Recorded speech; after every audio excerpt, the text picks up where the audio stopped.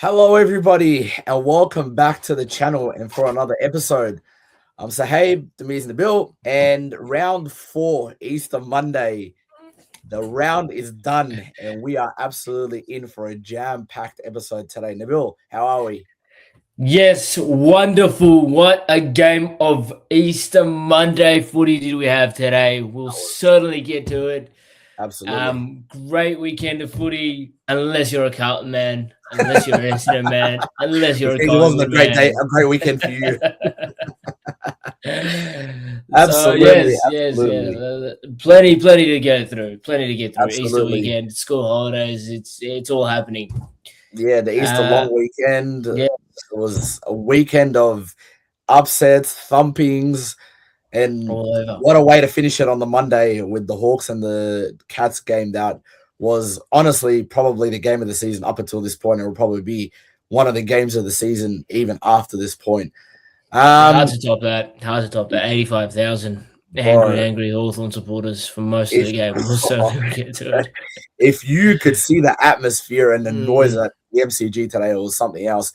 But we'll talk a little bit about that game a little later on. Can we start with your beloved but horrendous, horrible, absolutely atrocious Carlton Blues? Oh, you said Carlton. I thought you were going with the Cartoons, so I'm relieved. We're off to a good start. At this point, I don't even think it makes a difference what we call them. Like, what? It was horrible, man. It was horrible. I was watching, and I was watching with disbelief. I was watching with like, nah, that is not. Where are my 4 goals? Where are my 4 goals? They're coming back. There's no Cheezel kicks it. I hate the.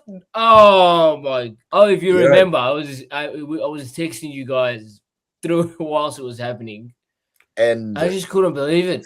I just couldn't believe it happened again. Speechless. A week later. The same movie. A week later, like 5 days later. 5 days, yeah. The same movie. The same movie for 4 weeks. 4 weeks. Sydney, Richmond, Melbourne, North Melbourne. Let's be honest, 4 weeks. The only reason why you guys won that Richmond game was because Tom Lynch couldn't kick straight. Let's be honest. Bro. Hey, I don't know what to say, bro. I don't know what to say. Like, I'm going mad. I'm losing it here. Like, anyways, let's talk about the actual game instead of just, the first thing I want to talk about is Harry Mackay. Let's talk about Harry. Badly out of form. I think he kicked 1 goal or 2 goals for the game. He's struggling. Maybe he kicked more than that. I'd be surprised. Kicked 2, right. Yeah, I can say there. They're just right on the top, right up the top. He kicked 2 for the game. Just hasn't been impactful since his mate Charlie's been gone. I think the last few weeks. He spent 95% of the time on the ground. Yeah, no, it's not great. They're not great numbers. Yep. It just seems like he's not tough enough, hard enough around the footy. And I'm not saying he's not tough or not hard. I want more from my key forward. It's your forward line. Charlie's gone. You're the big man down there. It's yours. Yep. You tell Kemp, you tell McGovern, you tell Hollands, you tell all of those forwards where to go and what to do. So I agree. Own that forward line. Play like you own it. He took a couple of big marks late, which was okay, but I want more from Harry. So and my forward line in general. So come on, Harry. If we look at your marks inside 50, 7 marks for the whole game between Mackay, McGovern, and Kemp. That's still 3 tools. You throw Hayward up there. It's just ordinary numbers. Yeah, very ordinary and very disappointing. I'll be honest.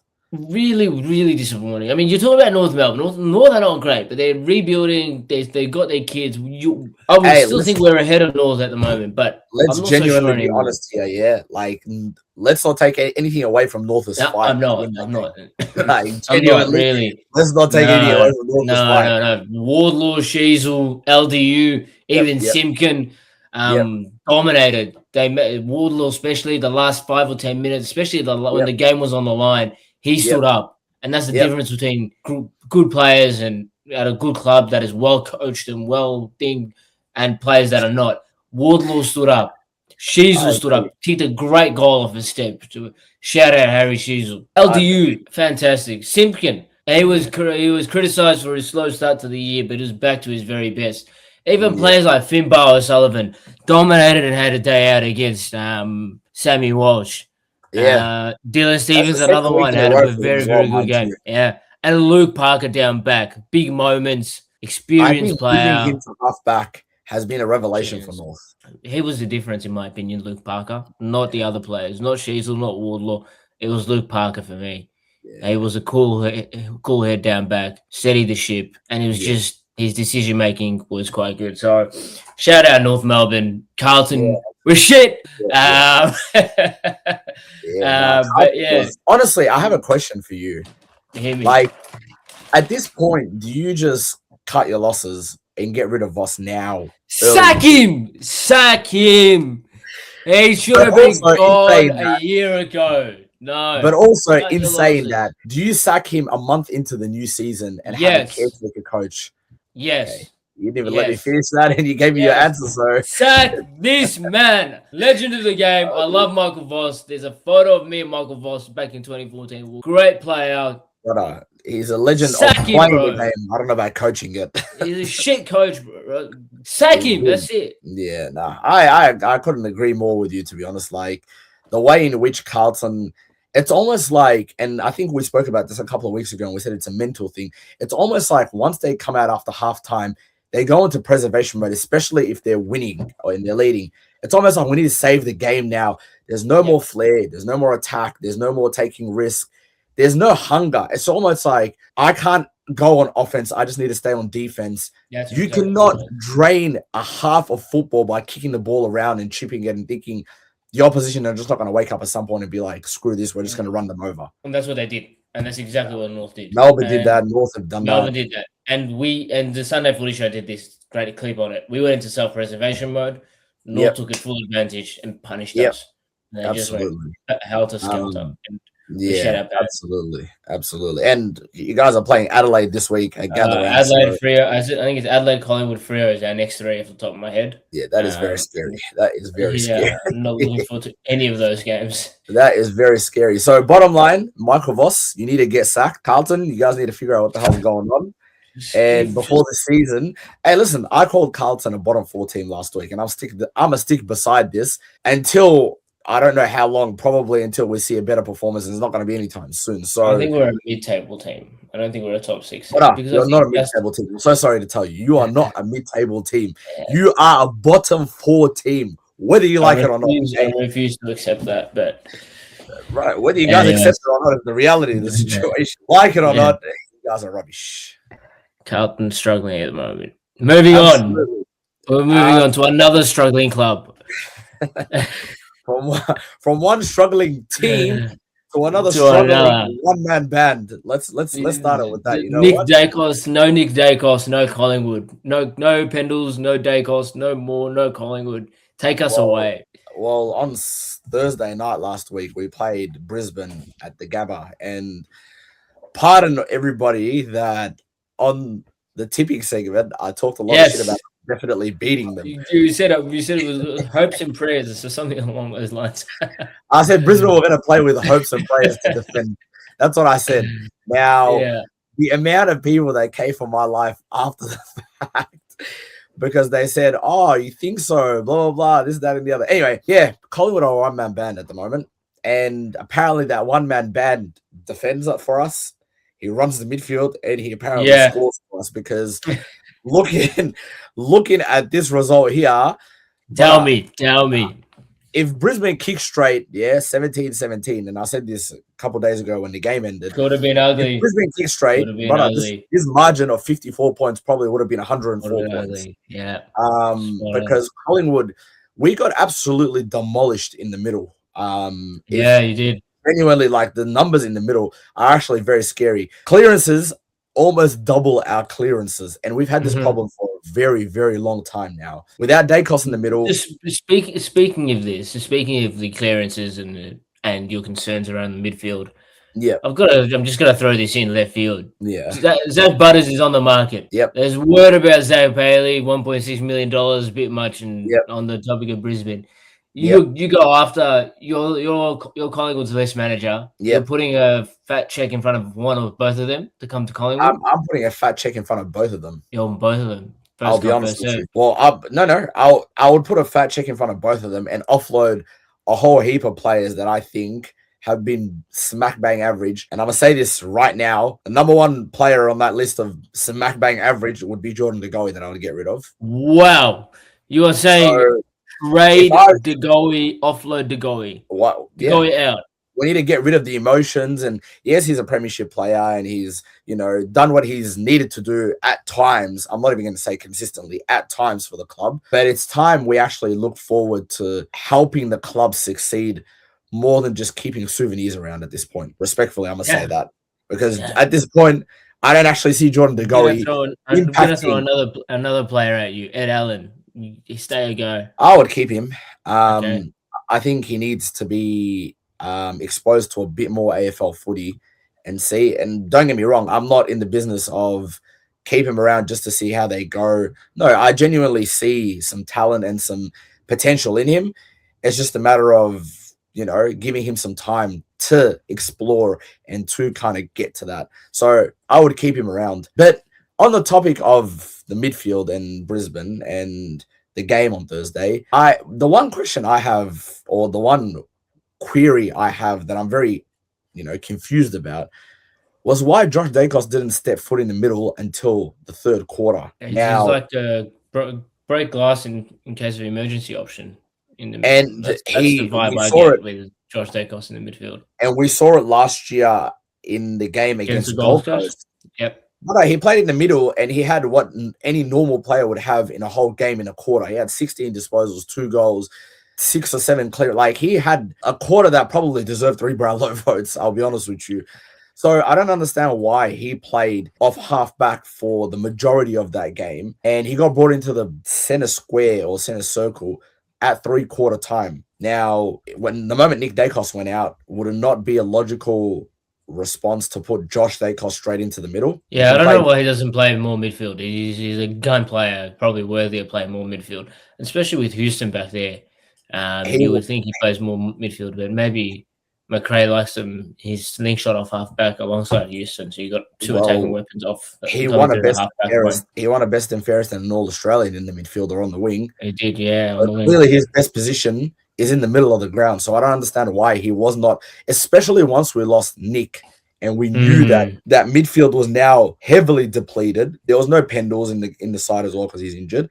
So why isn't Josh Dacos immediately thrown into the middle and he plays in the midfield? I don't understand that. Now, that was part of the problem. Another part of the problem was Oscar Steen has been brought in to play at centre bounces, right? Yeah. And he's a jump and tap ruck, which is what Darcy Cameron has been struggling with. Now, Oscar Steen only started 42% of centre bounces for the game. Yeah. Darcy Cameron was struggling in the middle. Now, with the clearance numbers looking the way they looked for us, and with Oscar Steen in the side, like, we won the hitouts. Well, yeah, he did. Yeah. But Steen holds his own. He does, and it's only his second game. And what I'm saying is, if you're keeping him in the side, play him for why you've even brought him into the side. Play him in the center square. But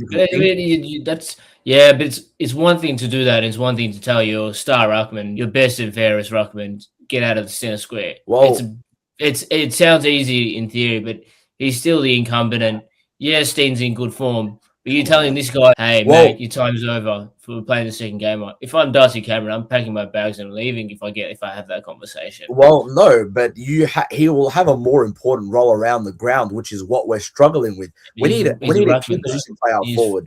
He's first and foremost is a ruckman. And speaking of forward, though, you brought up a good point.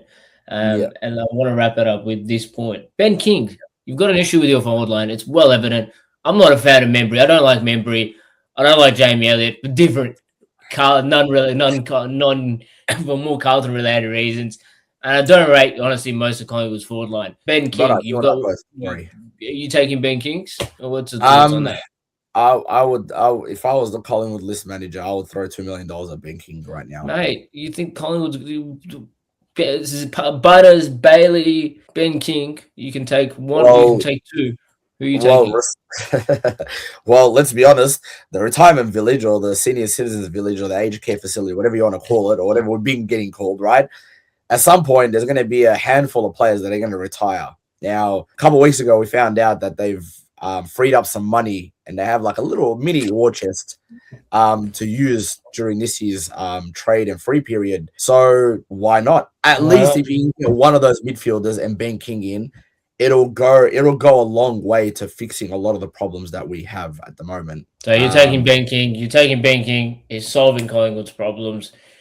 And I wouldn't necessarily say he's solving all the problems, but I would say he's definitely going to be a big part of solving all those problems. So Ben King to Collingwood, that's the headline we're going to go with.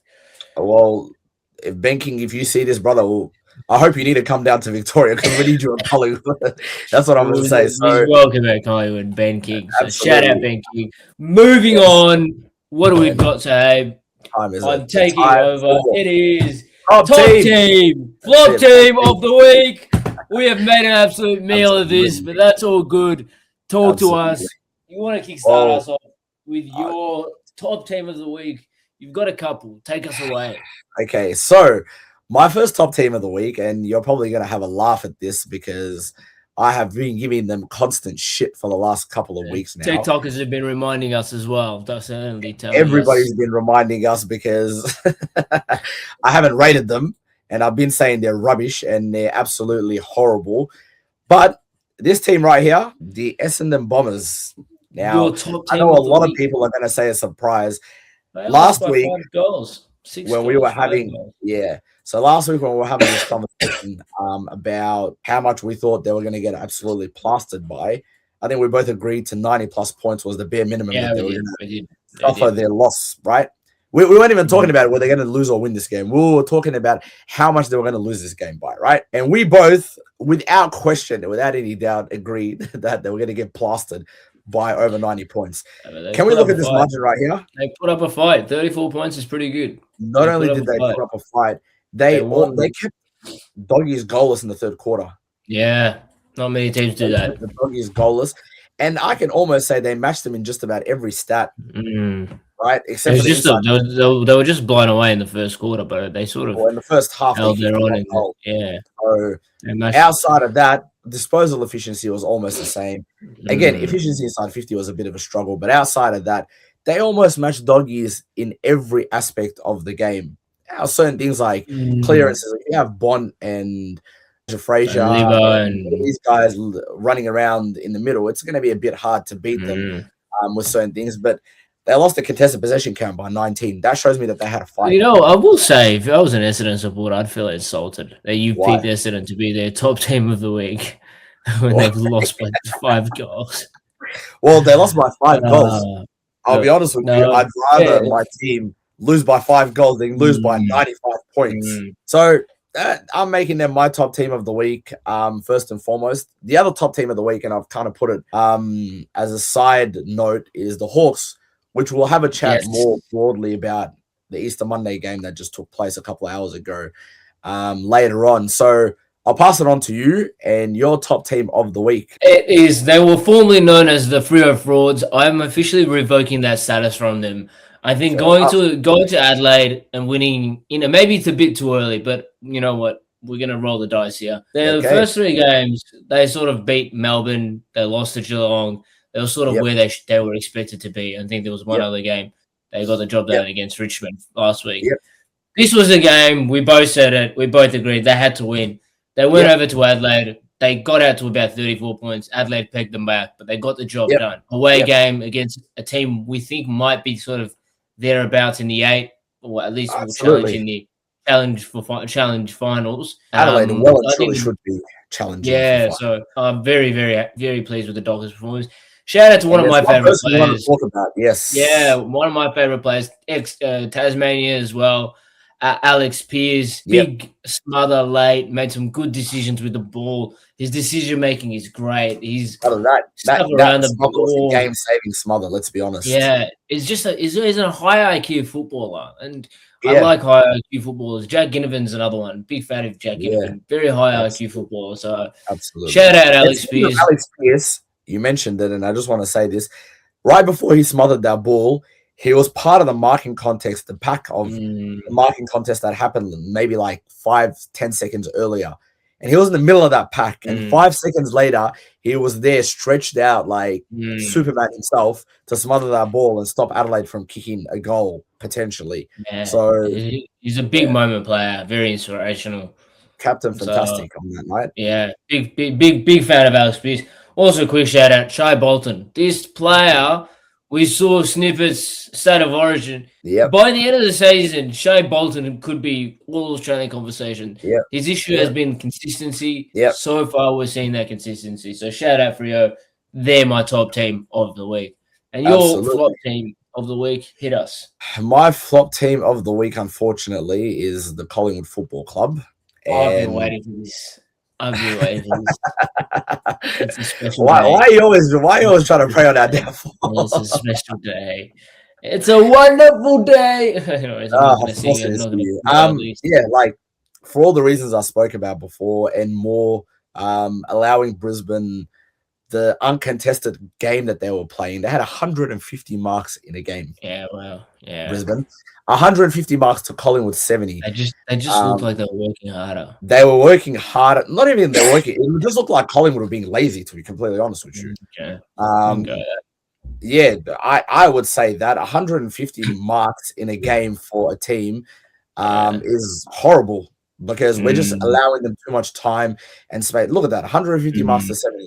And even more so, that probably annoyed me watching that game was Collingwood's ball movement. We kept bombing the ball out of our defense into our forward line. Yeah. Brisbane had 20 marks inside their forward 50 to our 5. If you look at our average for 2026, it says 10 here. Their average is 14. They're 4 inside 50 better than us. And that is right now the difference between Collingwood being a good team and being a smack bang average team. And Brisbane, they are the benchmark. I think I'll go as far as saying they are the benchmark. I agree. That's what the best teams do. That's what the best teams do. So, and for that reason being, and for a plethora of other reasons as well, as I spoke about earlier, that makes Collingwood my flop team of the week. And yours, Nabil? My flop team of the week is Richmond. Now, not specifically because of this game. Don't get me wrong; they lost badly this week against Port Adelaide. I think it was about 48 points, but I haven't looked at it in isolation. Outside the Carlton game, which they probably should have won, their other 3 games, they've got an average losing margin of about 57 points. For a team that's rebuilding, it's pretty ordinary. Yeah, 42, not 48. So outside, for a team that's rebuilding, we want to see more of these green shoots in Brendan Bolton's terms. We want to see their young players. So Sam Grill, which I think that's how you pronounced it, he had a pretty good day, went into the middle. But we're not just seeing signs of improvement from some of these younger players. We're seeing the same players. Whether it's Prestia, Jaden Short, Vlastoon, Taranto, and Hopper. I want to see more of Sonzi. I want to see more of the kids. Liam Fowcett, shout out to you. Liam Fowcett kicked back-to-back goals, looked okay. Laylaw again was okay. I think he had 12 and 2. But we want to see that become 25 and 2 or 30 and 3. We want to see more impact, So that's my concern with Richmond is they're rebuilding. We accept that. But Port Adelaide is also rebuilding. They also lost to West Coast and they were sort of thereabouts against Port Adelaide are rebuilding though? Well, they're sort of in that. They're in that bottom 6. I think they're in that bottom 6. So their performances against Melbourne, their performances Port Adelaide against West Coast and against North suggested it. So Richmond is thereabouts and they got blown away. So that tells me how far away Richmond is. So Richmond, you are my flop team of the week. Absolutely. And that does it for the top team and flop team of the week. Now, Nabil, the game that was a couple of hours ago, the Easter Monday Classic blockbuster, the Hawthorn Football Club versus the Geelong Football Club. And what a game that was. I happened to be at the game. Talk to us. I can almost say the atmosphere at this game was close to the best I have seen in a very, very long time. And outside of like your traditional Anzac days and Collingwood and Carltons and all those massive blockbusters, this, I can almost say now this Hawthorn Geelong Easter Monday game is probably up there with some of the best rivalries or games on the calendar for footy because today's game, wow. I genuinely, like, I went to the game just as a neutral. I don't don't care about Hawthorn or Geelong winning or losing personally, but I went to the game as a neutral and I was not disappointed one bit. 95.5% of that game, the margin was only single digits. Yeah, so how crazy is that? Insane. How crazy is that? And both these teams played pretty well against each other. I'll be honest with you. Like, even if we go through the stats very quickly, look at inside 50s, 53 to 54. 53, 54. Disposal efficiency, 71, 70. Like, there wasn't much. Now, this is my favorite little category I want to talk about. Because, and I know I said the game was great. The players put on a great show, don't get me wrong. But this stat right here, brother, at some point in the game, I'll be honest with you, it felt like Hawthorn were playing against Geelong and the men in green. It felt like that. Watching that on TV, it certainly felt like that as well. I can tell you, it certainly felt like what is 50 meters? Hawthorn had the rubber of the green, if we want to use that term. What is 15 meters? I don't know, but the umpires neither do the umpires. What is 15 meters? I want to know. I want to know. I don't think umpires do either. Because I was watching this game. She was going 30, 35 meters, and they'll say, not 15, play on. But then someone would kick it 3.5 meters, and they'll be like, stand. And I'm like, brother, do you guys not know math? Or do you guys, like, is it a vision impairment thing? Like, I'm very confused. Like, how on earth are professional officials of the game who are there to take control and officiate the game and make this game run smoothly are messing up such a simple rule that we've had in place for so long? 15 meters is like, why are you could probably gauge 15 meters that easily? And that was like, genuinely, I'll be honest with you, I was blown away at how many times they messed up that 15-meter call. That amongst a lot of other things. Holding the ball was another one. High tackles was another one. Like, I know every now and then we no, the free kicks were awful. They were bad. They were horrible. Shout out Hawthorn, they got the job done, and despite that free kick count, they're able to win. The only other thing I want to talk about here in this game, and then we'll move on, is big moments, big players. Mabior Chol has 2 shots on goal. He misses. Goes to the other end. In the last probably 5 minutes of the game as well. Last 5 minutes. 2 of those 3. Jeremy Cameron has an opportunity to sink them from 50. Yep. Previous season goes by, he's probably dead eye. I don't know, this season he's had a slow start, just seems a bit off, and just didn't make the distance. Then you got Neil, hero moment, and then the old and he kicked the most. Kick 4. Accuracy looks like a crucial goal. Mitch Lewis takes advantage, goes the other end, he takes advantage, and then the big moment. Gunston. Mr. Benjamin Button himself. Not only did I can almost say he carried Hawthorn's forward line today. Mitch Lewis, I felt like Mitch Lewis watching that game lacked a bit of confidence.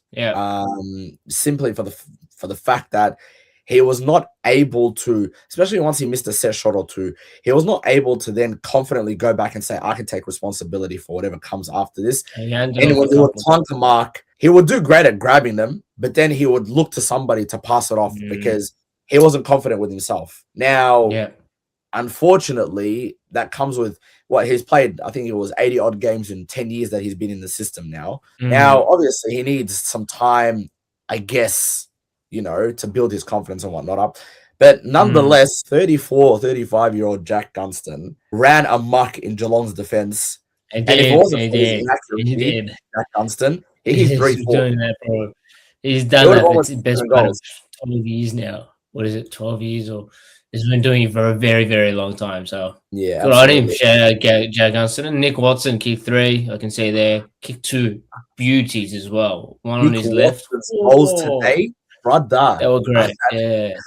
It was fantastic. I think this was maybe the first time I'd watched Nick Watson play a good game in person. And if I was any of the other 17 teams, he's a jet. I would want him. So look, we can certainly keep talking on about this game for the whole episode, but we've got to keep it moving. The other thing I want to touch on really is, it's a quick question more than anything. Are the Dees back? That's the question we've got here. The Melbourne Demons. Are they back? They've got this. They've done this mini rebuild of sorts. They've sort of moved on a bunch of players. They've brought in a bunch of players. They've recruited really well in the last couple of seasons. Are they back? Can they contend? Well, with what we saw on the weekend, I don't know about contend yet, but can they be a mid-table team and continue building from that to become an even better team? Yeah. Right now, from what I can see, absolutely. Because seeing the way they absolutely tore Gold Coast to shreds on the weekend, and they were able to just pick out inside 50 counters almost. They played slingshot footy against the Gold Coast and they beat them. And look, if you look at all the stats that they got, the efficiency inside 50, all that, there isn't a heap of difference. But the way they were able to just play the game and the way they were able to just run Gold Coast off their feet. They did it on their terms. Shout out to home. Yeah, he played a really good game. Right now, I can almost say he's close to being the recruit of the year. He had 26, 11 clearances. Yeah. I think it's a game high, if I'm not mistaken. Yep. It was exactly what they wanted. They wanted a leader instead of Oliver. They got that, and they got that in spades. And in saying that, they got rid of Petrarca and Oliver. And they did. Let me pose you a question. Do you think they look like a better midfield, a better chemistry in midfield right now with Jack Steele in there and the kids in there and Gorn in there than they did when they had Petrarca and Oliver? Right now, yes. Yes. But I still think Petrarca and Oliver there at their best is far better than this current midfield. Right now, they look good and they're playing well, but I would still take a fit Petrarca and a fit Oliver. It's more, I think, the cultural issues around both of those players that have caused them. That has been a problem for Melbourne, but so far it's working. And I can also say to you, the kids are coming through. Caleb Windsor, Harvey Langford kicked the winner against Carlton. I'll never forget. Xavier Lindsay, and I think the other one was the Latrell Pickett. Those kids are starting to come through 50, 60 games in a bunch of first rounders. So Melbourne's recruited really well. They've done this mini rebuild. They've got it right. They've got a coach that backs them. They're playing with freedom. And I agree with you. I think they're going to be. I think they're going to be. They can easily be a top 8 team after what I saw on the weekend. Okay, fair enough. I mean, I'll be honest with you. I was just looking at the way they were able to just pick out. Gold Coast don't have that. Gold Coast have a great team. Like they don't have like an average team that just walked onto the park.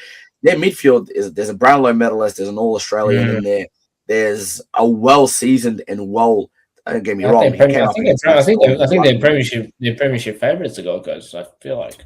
Yeah, like if you look at Gold Coast's midfield, Will Powell, Noah Anderson, Touk Miller, like Matt Rowell, like they have a stacked midfield, and their ruckman ain't just some guy they pulled off the reserves, right? But the ability for Melbourne to build pressure, to keep Melbourne had a game plan that was styled around going long down the line and whatnot for the last couple of years under Simon Goodwin. They struggled a lot with that.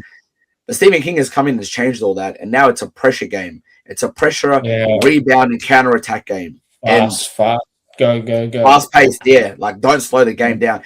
And bro, like they have absolutely almost nailed that against Gold Coast. And they've done a great job. They did a great job, and it's worked. You know what? Yeah. They beat Gold Coast at their own game. So shout out Melbourne. They did really, really well. Absolutely. And yeah, the Dees, they're looking good. They're looking good for anybody who's doubting them. Anybody who's looking Melbourne, man. They're looking good. They're looking very. I can get behind Melbourne. They've done well. It's a neutral territory team, neutral territory team. Honestly, there's a couple of blokes at work support Melbourne, and I'm starting to come around. They're the Melbourne Demons, so. Yeah, shout out fair enough. Shout out absolutely. But I think that kind of does it for this week, and that wraps us up. It does wrap us up. Gather around this week. We're going to be there. We'll be present. Plenty of footage coming. Hopefully, some social media posts coming. Gather around. Get excited. We'll be there. Carlton game, I can confirm. Carlton and Adelaide will be there. Collingwood and Fremantle will be there. And Essendon and Melbourne on Sunday or Saturday. So Saturday 3 big games will be there. Yep. Come say hello. We can't wait. Come have a chat. We'll do quizzes. We'll do reactions. We'll have a chat to people about to all the games that we're going to. Come have a chat to us. We'll have a laugh. We'll see how all those teams are going to go. And you'll definitely catch us around Adelaide Oval and Adelaide as a whole. Yes. from Thursday onwards. As always, Nabil, don't forget to like, share, subscribe, and that wraps us up. And with that, guys, take care. We'll catch you guys and gather around. Ciao.